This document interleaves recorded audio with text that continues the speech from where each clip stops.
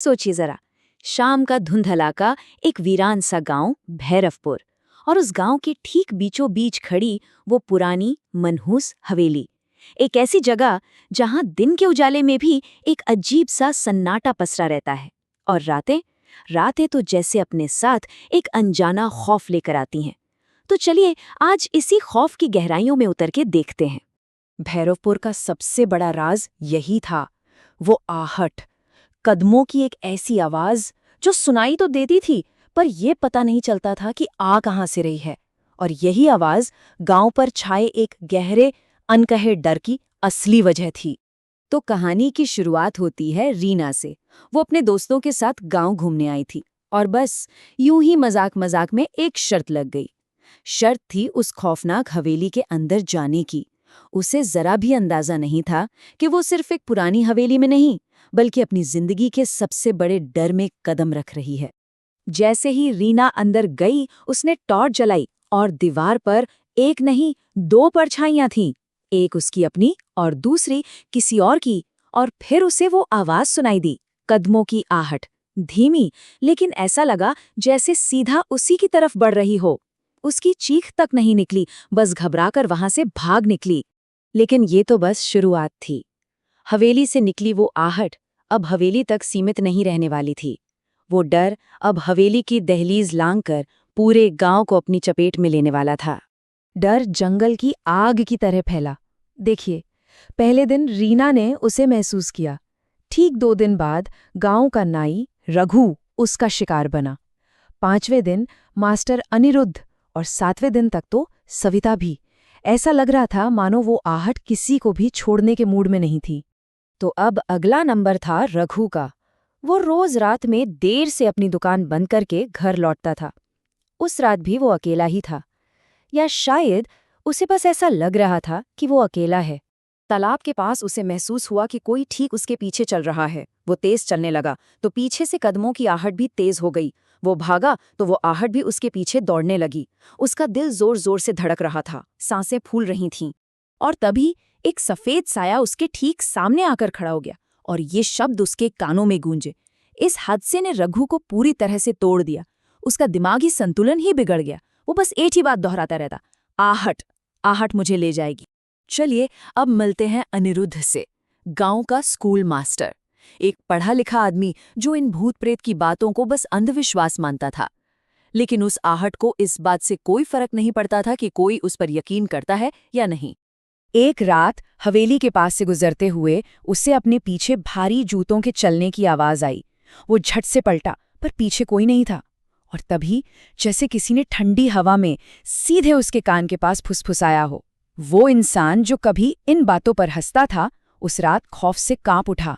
जब पानी सिर से ऊपर चला गया, जब डर ने पूरे गांव को जकड़ लिया, तब कुछ लोगों ने तय किया कि अब इसका सामना करना ही होगा। और इस ग्रुप को लीड कर रहे थे डीसीपी अरविंद, एक लॉजिकल पुलिस ऑफिसर जो इन कहानियों की तह तक जाना चाहते थे। तो अब टीम बन चुकी थी, रीना और अनिरुद्ध जिन्होंने उस खौफ को महसूस किया था, और डीसीपी अरविंद जो इस राज की परतें खोलना चाहते थे। तीनों ने मिलकर फैसला किया कि वो उस हवेली के अंधेरे तहखाने में जाएंगे जहां से ये सब शुरू हुआ था। वो रात आ ही गई। जंग लगा दरवाजा चरमराते हुए खुला। जैसे ही वो नीचे उतरने लगे, हवा एकदम से बदल गई, ठंडी और सीलन की अजीब सी महक से भरी हुई। इतनी खामोशी थी कि अपनी ही धड़कनें कानों में गूंज रही थीं। नीचे अंधेरे में क्या था, इसका किसी को कोई अंदाजा नहीं था। और तभी उनकी टॉर्च की रोशनी दीवार पर पड़ी।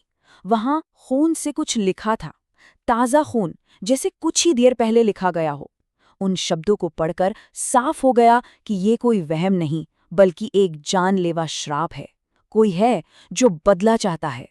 अभी वो ये सब समझ ही रहे थे कि कोने में एक धुंधला सा साया उभरने लगा, और एक दर्द भरी आवाज जो कानों में नहीं, सीधा दिमाग में गूंज रही थी। वो आवाज थी ललिता की, इस हवेली की मालकिन जिसकी दर्दनाक कहानी 100 साल से इन दीवारों में कैद थी। जैसे ही ललिता का सच सामने आया, पूरा तहखाना हिलने लगा। दीवारें कांप रही थीं, छत से प्लास्टर गिर रहा था। ऐसा लगा जैसे हवेली उन्हें जिंदा दफन कर देगी। वो लोग किसी तरह अपनी जान बचाकर बाहर भागे, और तब उन्हें समझ आया इस कहानी को यहीं खत्म करना होगा, हमेशा के लिए। तो डीसीपी अरविंद ने एक प्लान बनाया, एक कठोर लेकिन शायद जरूरी प्लान। उनका लॉजिक सिंपल था, अगर ललिता की आत्मा इस हवेली से बंदी है तो क्यों ना इस हवेली को ही खत्म कर दिया जाए।